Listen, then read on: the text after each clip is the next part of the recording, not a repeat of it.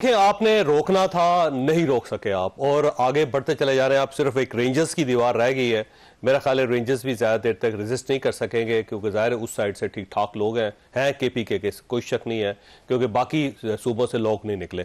تو اب جب رینجرز بھی ہٹ جائیں گے تو وہ شہر کے اندر داخل ہو جائیں گے، تو آپ کے پاس آپشن کیا ہے؟ کیا کریں گے آپ؟ چوہدری صاحب، پہلے بھی میں آپ کو کہہ چکا ہوں، دوبارہ کہہ رہا ہوں کہ شہر کو ان کے حوالے نہیں کیا جائے گا.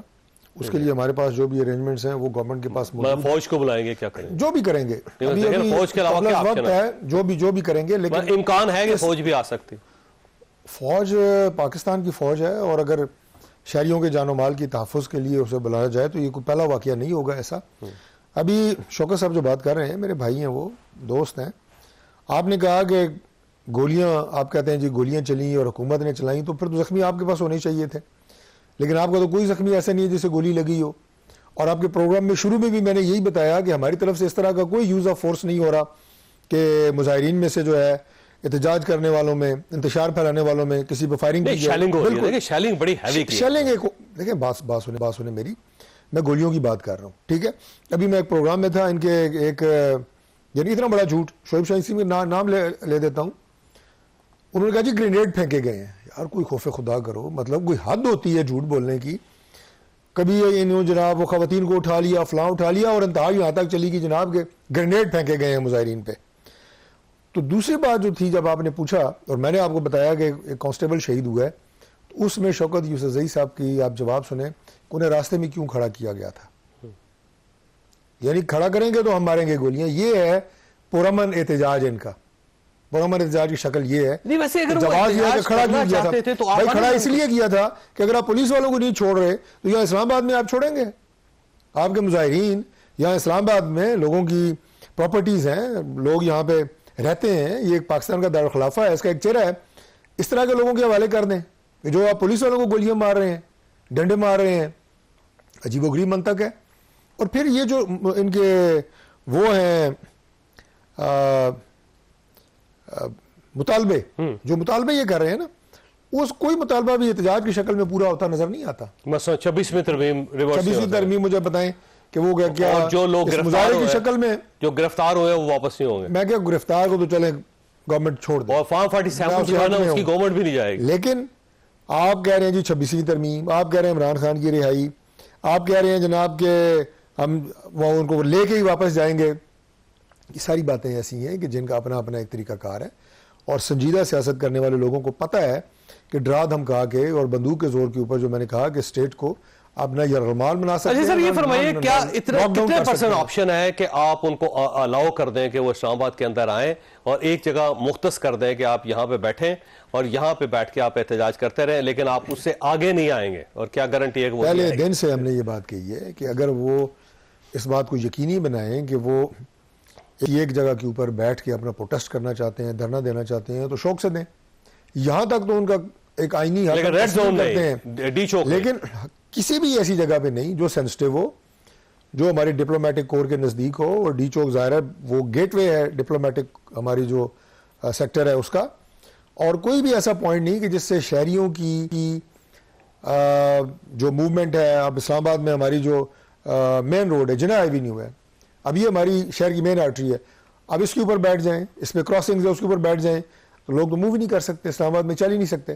تو اس لیے یہ نہیں ہو سکتا کہ اپنی مرضی کی جگہ کے اوپر آپ ان کو بیٹھنے دیا جائے. لیکن یہ آپ الاؤ کر سکتے ہیں کہ آپ کی مرضی کی جگہ پہ آ کے بیٹھتے ہیں تو بیٹھ جائیں. اس پہ بات ہو سکتی ہے، لیکن بات چل بھی رہی ہے. لیکن دیکھیں بات یہ ہے کہ وعدے کے پکے نہیں ہیں، وعدے کے پکے نہیں. دیکھیں اگر آپ ایگریمنٹ کر لیتے ہیں یا آ جاتے ہیں اور اس سے آگے نکل جاتے ہیں تو آپ پھر کیا کر سکتے ہیں؟ میں نے کیوں کہا وعدے کے پکے نہیں ہیں؟ اس لیے کہ اس کی مثال موجود ہے. میں اپنی بات کو دلی سے ثابت کروں گا نا. 2014 میں یہی عمران خان صاحب کا دھرنا تھا، اور اس میں تحریری معاہدہ ہوا تھا انتظامیہ کے ساتھ کہ ہم یہ جو آپ کا اسٹوڈیو ہے اس کے بالکل سامنے جو روڈ ہے اپارا میں، یہاں بیٹھیں گے. سری نگر ہائی وے یاد ہے آپ کو؟ یہاں پہ آ کے بیٹھے. میرے خیال ہے کتنے دن بیٹھے؟ 2 دن 3 دن. اس کے بعد آگے چل پڑے. اس کے بعد آگے چل پڑے. پھر نہ قومی اسمبلی محفوظ رہی، نہ ٹی وی اسٹیشن محفوظ رہا، نہ ریڈیو اسٹیشن محفوظ رہا، نہ پرائم منسٹر ہاؤس محفوظ رہا. تو وہ مناظر تو اسلام آباد کے لوگوں نے دیکھے ہوئے ہیں نا، کہ وعدہ کیا کچھ اور اس کے بعد آگے جناب وعدے کی وعدہ خلافی کی. بے اعتبارے ہیں نا، یہ بے اعتبارہ پن انہوں نے پہلے کی ہے. تو آپ اس وجہ سے اس دفعہ گورنمنٹ کوئی رسک نہیں لے رہی. اگر انشور کریں, کوئی گارنٹور ہو کہ ہاں یہ فلاں جگہ بیٹھیں گے, ہمیں کوئی اعتراض نہیں, آگے بیٹھیں. کون گارنٹی دے گا؟ یہی تو مسئلہ ہے نا کہ ان کی گارنٹی دینے کے لیے تیار کوئی نہیں ہے.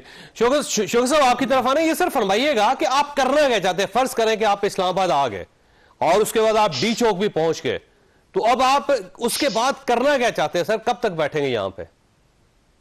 جاوید چودھری صاحب, یہ جو اس سے پہلے یہ دھرنا کوئی نئی بات تو نہیں ہے. اس سے پہلے بھی ہم نے دھرنے دیے. ہم کیا کر سکتے ہیں؟ زیادہ تقریریں کریں گے, اپنا ٹیسٹ ریکارڈ کرائیں گے, یہی تو ہوتا ہے نا.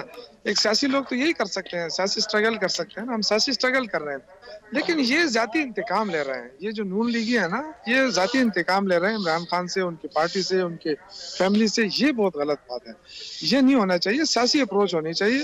یہ تو بالکل کلیئر کٹ قسم کی بدماشی کہہ سکتے ہیں نا. آپ کہیں کہ جی نہیں جی, اس طرح لگتا ہے جیسے یہ پاکستانی ہے اور پی ٹی آئی والے جو یہ پاکستانی نہیں ہے. کیا ہمیں جان و مال کا خیال نہیں ہے اپنے بھائیوں کا, اپنے پاکستانیوں کا؟ ہم ان سے زیادہ محب وطن ہیں. یہ کیوں ہم پہ اس طرح شک کر رہے ہیں اور کیوں اس طرح کی غلط باتیں کر رہے ہیں ٹی وی کے اوپر؟ پوری دنیا دیکھ رہی ہے. 70% لوگ عمران خان کے ساتھ اٹیچ ہیں. یہ کس طرح ڈینائی کرا سکتے ہیں؟ تو میرے خیال سے اب یہ چیزیں اس طرح نہیں چلیں گی. ان کو ریئلسٹک اس پہ آنا پڑے گا, گراؤنڈ ریالٹیز کے اوپر. یہ ڈنڈے کے زور پہ زیادہ دیر تک اس طرح نہ لوگوں کو روک سکتے ہیں, نہ ڈنڈے کے زور پہ یہ حکومت چلا سکتے ہیں. اچھا ویسے سر, اگر آپ کو راستے میں کوئی جگہ دے دی جاتی ہے, یہ چنگی 26 جو ہے نا اسی کے پاس آپ کو بٹھا دیا جاتا ہے, یا پھر اسے آگے آ کے پشاور موڑ آپ کو دے دیا جاتا ہے, جو آپ نے مولانا فضل الرحمان صاحب کو دیا تھا, آپ کو یاد ہوگا جب مولانا نے آپ کے دور میں یہاں پہ ایک لانگ مارچ کیا تھا, تو آپ نے انہیں کہا تھا کہ یہاں رک جائیں, یہاں ٹھہر جائیں, اور مولانا وہاں پہ انہوں نے قبول کر لیا تھا. تو اگر آپ کو وہ جگہ دی جاتی تو آپ کے لیے ایکسیپٹیبل ہوگا؟ دیکھیے, میں تو پولیٹیکل ورکر ہوں صاحب. یہ باتیں ہونی چاہیے تھی پہلے, اور بدقسمتی سے انہوں نے نہیں کی. اگر ان کو اتنا خیال تھا اپنے معزز مہمانوں کا, تو بجائے اس کے کہ تڑیاں لگاتے, اتنا وقت ضائع کیا انہوں نے. اور کتنا اچھا ہوتا, اتنے لوگوں کو تکلیف سے گزارا. مطلب یہ کیا اب یہ کہہ رہے ہیں کہ نہیں ہم نے تو کچھ بھی نہیں کیا. جتنی شیلنگ رات کو ہوئی ہے, آپ یقین کریں 2 شیلنگ جو ہے وہ عمر ایوب صاحب کو لگے, ایک یہاں پہ لگی ہے, کہ بالکل واضح اس کا کاٹ دیا ہے, اس کو اتنا زخم دیا ہے اس کو. یہ کہہ رہے ہیں کچھ بھی نہیں کیا ہم نے. بہت سارے ورکروں کو زخمی کیا ہے, کیونکہ ڈائریکٹ وہ مارتے ہیں نا. وہ تو ہوا میں مارتے تھے نا, جو شیلنگ بنی ہے اس لیے کہ لوگوں کو تنگ کیا جائے. یہ تو ڈائریکٹ مارتے ہیں, وہ ڈائریکٹ ہٹ ہو رہی ہے ان کے اوپر. تو یہ چیزیں خاص ٹھیک نہیں ہے. یہ سیاسی اپروچ کر لے تو سارے مسائل حل ہو سکتے ہیں. اگر یہ ڈنڈے کے زور پہ کرنا چاہیں, ان کی مرضی ہے. تو دیکھو کتنے لوگوں کو مارتے ہیں, کتنے لوگوں کو بند کرتے ہیں. میرا نہیں خیال ہے کہ اس سے ملک ٹھیک ہو جائے گا یا معاملات ٹھیک ہو جائیں گے. معاملات بگڑ جائیں گے.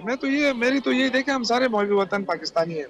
سب سے پہلے پاکستان ہے. اگر پاکستان نہیں ہے تو پھر تو ہماری نہ سیاست ہوگی, نہ صحافت ہوگی.